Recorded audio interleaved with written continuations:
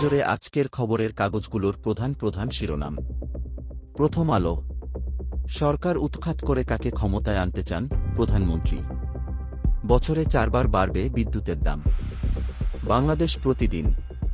আমাকে সরিয়ে কাকে আনবে সংবাদ সম্মেলনে প্রধানমন্ত্রী। এশিয়ার সেরা 300-তে নেই বাংলাদেশি বিশ্ববিদ্যালয়। রহস্য ঘেরা মিল্টন সমাদ্দার। উপজেলা নির্বাচনে মন্ত্রী এমপিদের প্রভাব ঠেকাতে চিঠি। ইত্তেফাক। আমাকে উৎখাত করে তারা কাকে ক্ষমতায় আনতে চায় প্রধানমন্ত্রী। উপজেলা নির্বাচনে মন্ত্রী এমপিদের প্রভাব থামাতে স্পিকারের দ্বারস্থ ইসি। কালের কণ্ঠ। কার্যকর ব্যবস্থা নিতে ব্যর্থ বিএডিসি। চিকিৎসা সেবায় 65% অভিযোগ 5 বছরেও নিষ্পত্তি হয়নি।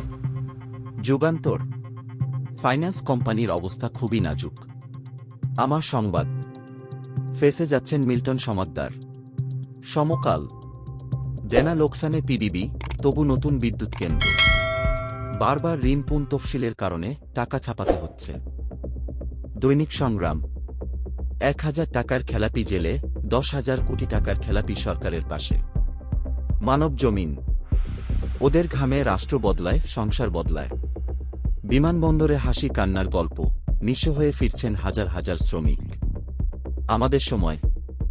এপ্রিলে 8 ব্যাংকে কোনো রেমিট্যান্স আসেনি। প্রাথমিক শিক্ষা 8মে উন্নীত করা নিয়ে ফের আলোচনা। 3 জেলায় কালবৈশাখী বজ্রপাতে নিহত 9। বণিক বার্তা। পার্শ্বপ্রতিক্রিয়ায় উদ্বেগে বিশ্ব পর্যবেক্ষণের কথা বলছে দেশের স্বাস্থ্য কর্তৃপক্ষ। যুক্তরাষ্ট্রকে আগে নিজের ঘর সামলানো উচিত প্রধানমন্ত্রী। জায়গায় দিন। মিল্টন সমাদ্দারের বিরুদ্ধে অভিযোগের পাহাড়। দাতা সংস্থাগুলো বাংলাদেশকে ঋণের শর্তে আটকে ফেলেছে।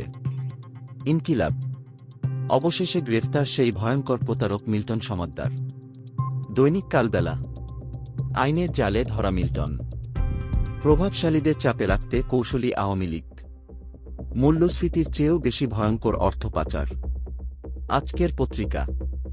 ব্যক্তিগত তথ্য ফাঁসে বেশি ভুগছে নারী। পূবের দিকে যখন ঢলের শঙ্কা, পশ্চিমে বৃষ্টির অপেক্ষা। নয়াদিগন্ত। বজ্রপাতে 6 জনের মৃত্যু। বিদ্যুতের ভর্তুকি ও ক্যাপাসিটি চার্জে আইএমএফের উদ্বেগ। দেশ রূপান্তর। বাইরে বিক্ষোভ, তিনি দিচ্ছিলেন নিয়োগ। উচ্চমূল্যে কিনতে হবে গরু। আলোকিত বাংলাদেশ। নির্বাচনী প্রক্রিয়া আরও গণমুখী করতে চাই প্রধানমন্ত্রী। উপজেলা পরিষদ নির্বাচনে প্রভাব বিস্তার করবেন না মন্ত্রী এমপিদের প্রতি ইসি। খোলা কাগজ। স্বস্তির বৃষ্টি, ভয়ঙ্কর বজ্র, মারা গেল 10। দেশে গণমাধ্যমে কাজের সুযোগ সংকুচিত হচ্ছে।